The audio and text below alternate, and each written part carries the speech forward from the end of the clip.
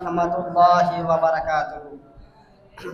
الحمد للہ وحدہ والصلاة والسلام علی سید الانبیاء والمرسلین، اما بعد فاعوذ باللہ من الشیطان الرجیم، بسم اللہ الرحمن الرحیم، یمحق اللہ الربا ویربی الصدقات۔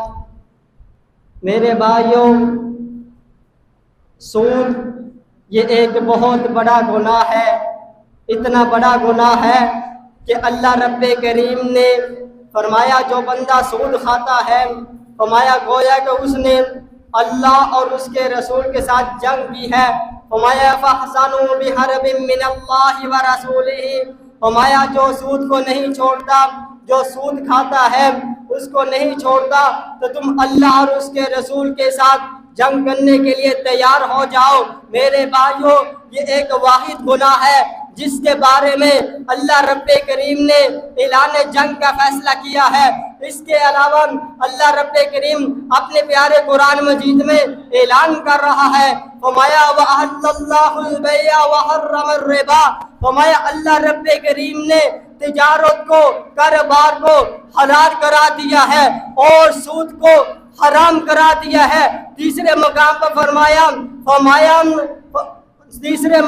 فرمایا یمحق اللہ الربا ویربی الصدقات، فرمایا جو سود کھاتا ہے تو سود کو اللہ رب کریم مٹاتے ہیں اور صدقات کو اللہ رب کریم بڑھاتے ہیں۔ جو بندہ سود کھاتا ہے اس کے مال میں کمی آ جاتی ہے، بظاہر طور پر انسان کو یہ لگتا ہے کہ میرے مال میں اضافہ ہو رہا ہے۔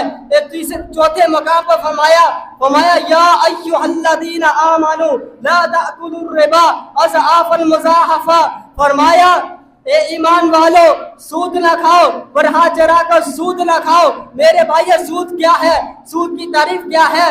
مثال کے طور پر اگر ہم نے کسی سے قرضہ لے لیا، 1 لاکھ 2 لاکھ لے لیے، اور وہ دوسرا جس سے قرضہ لیا جا رہا ہے وہ شرط لگا دے کہ میں قرضہ اس بنیاد پر، اس شرط پر دوں گا کہ آپ مجھے سال کے بعد، 2 سال کے بعد یا 6 مہینے کے بعد جو میں نے 2 لاکھ دیے ہیں تو میں اضافی 20,000 لوں گا۔ جو یہ 20,000 آپ اضافی دے رہے ہیں، 2 لاکھ کی بجائے 20,000 اضافی دے رہے ہیں، تو یہ میرے بھائیوں یہ سود کہلاتا ہے۔ وہ سود جس کے بارے میں نبی رحمت صلی اللہ علیہ وسلم نے فرمایا کہ لعنا رسول اللہ صلی اللہ علیہ وسلم، اللہ رب کریم نے رسول اللہ صلی اللہ علیہ وسلم نے لعنت فرمائی ہے اس شخص پر، وآکل الربا، جو سود کو کھاتا ہے اور کھلانے والا، اس کو لکھنے والا اور اس پر گواہ بننے والا، فرمایا یہ سارے کے سارے پر اللہ کی لعنت ہو۔ اللہ تعالیٰ سے دعا ہے اللہ رب کریم ہم سب کو اس گناہ کبیرہ سے بچنے کی توفیق عطا فرمائے۔ وما علینا الا البلاغ المبین۔ السلام علیکم ورحمۃ اللہ وبرکاتہ۔